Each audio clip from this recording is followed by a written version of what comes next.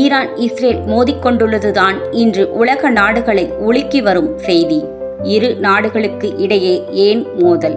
இதற்கான காரணம் என்ன என்று பார்க்கலாம். ஈரான் இஸ்ரேல் மோதல் பல தசாப்தங்களாக உருவாகியுள்ள அரசியல், சித்தாந்த, மத மற்றும் மூலோபாய காரணிகளின் சிக்கலான வடிவங்களில் வேரூன்றியுள்ளது. இந்த மோதலின் மையக்கரு என்ன என்று பார்த்தால், 1979 ஈரானின் இஸ்லாமிய புரட்சியிலிருந்து உருவாகிறது. இது அயதுல்லா ஹோமைனியின் கீழ் நாட்டை ஒரு இஸ்லாமிய குடியரசாக மாற்றியது. புதிய ஈரானிய ஆட்சி மேற்கத்திய செல்வாக்கை எதிர்த்தது. இஸ்ரேலை மத்திய கிழக்கில் அமெரிக்க ஏகாதிபத்தியத்தின் அடையாளமாக கருதியது.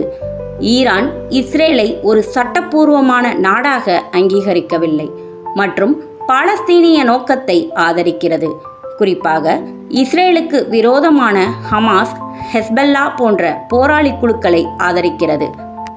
மறுபுறம் இஸ்ரேல் ஈரானின் அணுசக்தி லட்சியங்கள், பாலிஸ்டிக் ஏவுகணை திட்டம் மற்றும் இஸ்ரேலிய எல்லைகளுக்கு அருகில் உள்ள ஆயுத குழுக்களுக்கான ஆதரவு காரணமாக ஈரானை அதன் மிகவும் கடுமையான பாதுகாப்பு அச்சுறுத்தலாக கருதுகிறது.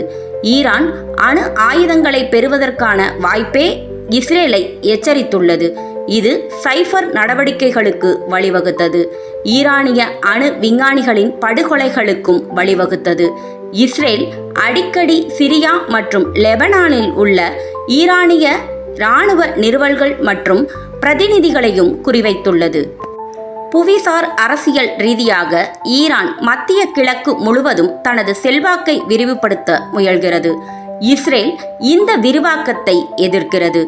சிரியாவில் ஈரானிய ஊடுருவலை அதன் பாதுகாப்பிற்கு நேரடி அச்சுறுத்தலாக கருதுகிறது. இது மட்டுமல்லாமல் மத மற்றும் சித்தாந்த வேறுபாடுகளும் ஒரு பங்கை வகிக்கின்றன. ஈரானின் சியா இறையாட்சி இஸ்ரேலின் யூத ஜனநாயக அமைப்புடன் கடுமையாக முரண்படுகிறது.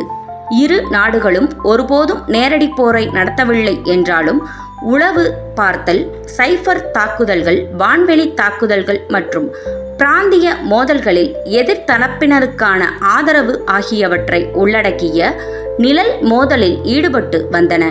ஆனால் தற்போது நேரடி மோதலில் ஈடுபடத் தொடங்கிவிட்டது. பதற்றம் அதிகரித்துள்ளது.